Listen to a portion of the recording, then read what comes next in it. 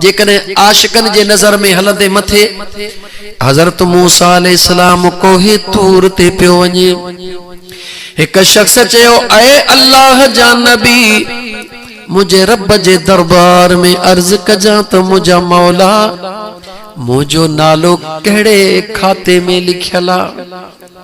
मूसा कलीमुल्लाह अल्लाह जे दरबार में अर्ज कयो, बेनियाज रब जवाब इनायत फरमायो, ऐ मूसा इन मुझे बाने के बुधाए जा त तुझो नालो मां रब जे दुश्मनन में लिखियल आहे।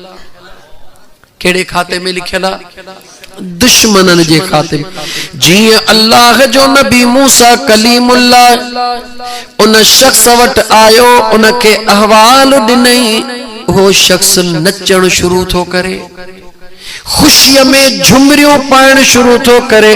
अल्लाह जे नबी मूसा कलीमुल्लाह फरमायो, ऐ अल्लाह जा बाना, तुझो नालो दोस्तन में कोने, तुझो नालो दुश्मनन में आ।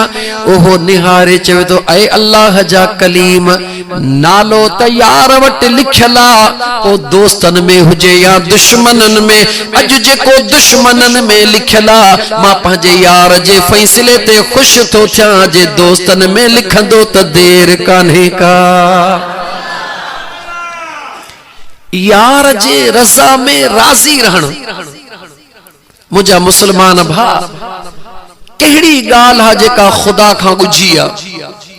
तोखे पेट में सूर थो पवे, छा मुझे रब के खबर काने? तोखे मथे में सूर थो पवे, छा मुझे खुदा के खबर काने?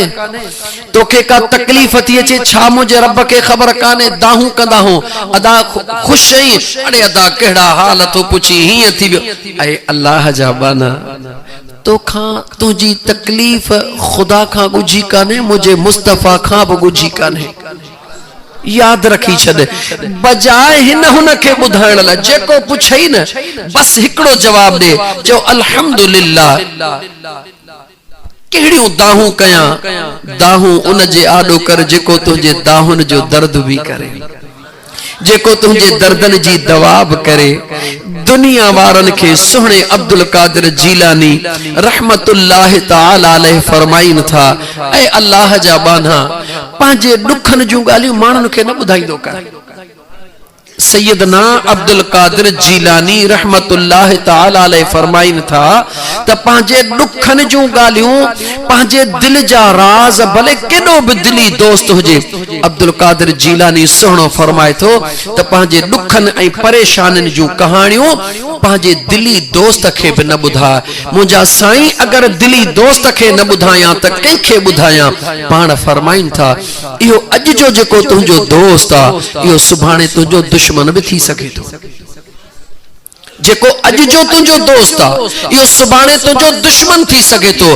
तुझी दिल समुंद्र, दोस्त जी दिल दरिया हवा। जेकॾहिं समुंद्र में गाल न टिकी त तू दोस्त के किए थो चवी त मां त तोखे बुधाया थो, पर तू बे के न बुधाए जा। जॾहिं समुंद्र में गाल नथी टिके, इहा दरिया में गाल किथों टिकंदी? पाण फरमाइंदा, खबरदार थी, पांजे दुखन सूरन जूं कहाड़ियूं दोस्तन के न बुधा। इहो अज जो दोस्त अगर सुभाणे तुझो दुश्मन थी पियो त सब का पहिरी तुझे कमजोरन जो फायदो वठण वारो इहो दोस्त होंदो। दुनिया जाडो ख्वार करण वारो इहो दोस्त होंदो। दुनिया जाडो तुझो कमजोरियों बुधाइण वारो इहो दोस्त होंदो। त अर्ज कयो, गुलाम मुझा साईं, पो अंदर तो फाटे।